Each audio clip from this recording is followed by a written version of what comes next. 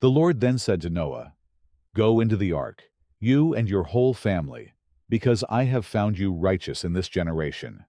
Take with you 7 pairs of every kind of clean animal, a male and its mate, and 1 pair of every kind of unclean animal, a male and its mate, and also 7 pairs of every kind of bird, male and female, to keep their various kinds alive throughout the earth. 7 days from now I will send rain on the earth for 40 days and 40 nights, and I will wipe from the face of the earth every living creature I have made." And Noah did all that the Lord commanded him. Noah was 600 years old when the floodwaters came on the earth. And Noah and his sons and his wife and his sons' wives entered the ark to escape the waters of the flood. Pairs of clean and unclean animals, of birds and of all creatures that move along the ground, male and female, came to Noah and entered the ark, as God had commanded Noah. And after the 7 days, the floodwaters came on the earth. In the 600th year of Noah's life, on the 17th day of the 2nd month, on that day all the springs of the great deep burst forth, and the floodgates of the heavens were opened, and rain fell on the earth 40 days and 40 nights.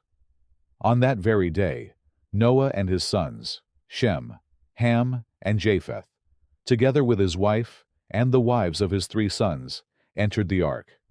They had with them every wild animal according to its kind, all livestock according to their kinds, every creature that moves along the ground according to its kind, and every bird according to its kind, everything with wings. Pairs of all creatures that have the breath of life in them came to Noah and entered the ark. The animals going in were male and female of every living thing, as God had commanded Noah. Then the Lord shut him in. For 40 days the flood kept coming on the earth, and as the waters increased, they lifted the ark high above the earth. The waters rose and increased greatly on the earth, and the ark floated on the surface of the water. They rose greatly on the earth, and all the high mountains under the entire heavens were covered.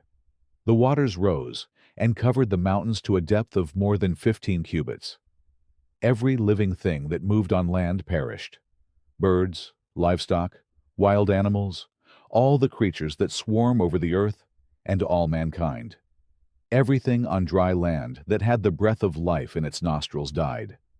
Every living thing on the face of the earth was wiped out: people and animals, and the creatures that move along the ground, and the birds were wiped from the earth. Only Noah was left, and those with him in the ark. The waters flooded the earth for 150 days. But God remembered Noah and all the wild animals and the livestock that were with him in the ark, and he sent a wind over the earth, and the waters receded. Now the springs of the deep and the floodgates of the heavens had been closed, and the rain had stopped falling from the sky. The water receded steadily from the earth. At the end of the 150 days, the water had gone down, and on the 17th day of the 7th month, the ark came to rest on the mountains of Ararat.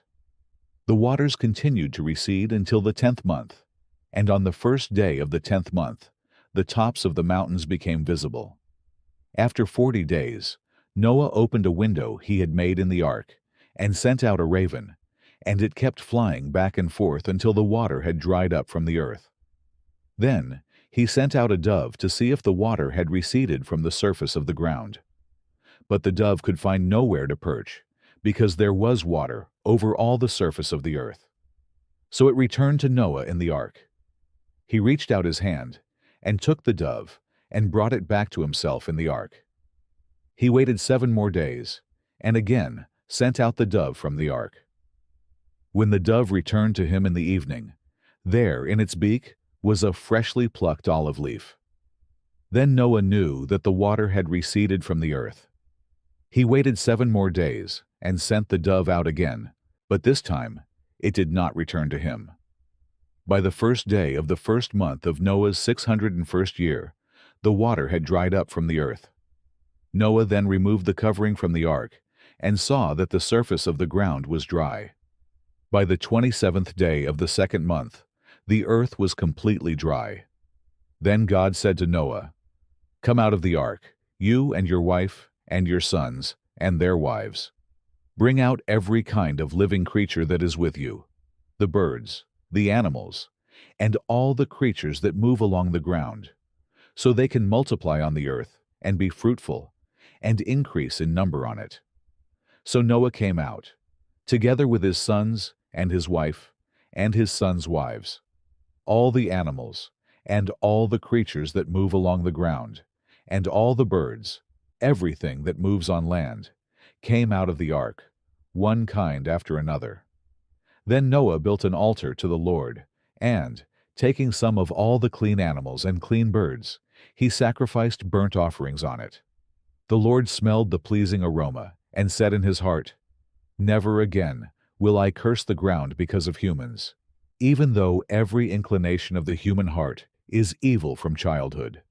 And never again will I destroy all living creatures, as I have done. As long as the earth endures, seed time and harvest, cold and heat, summer and winter, day and night will never cease.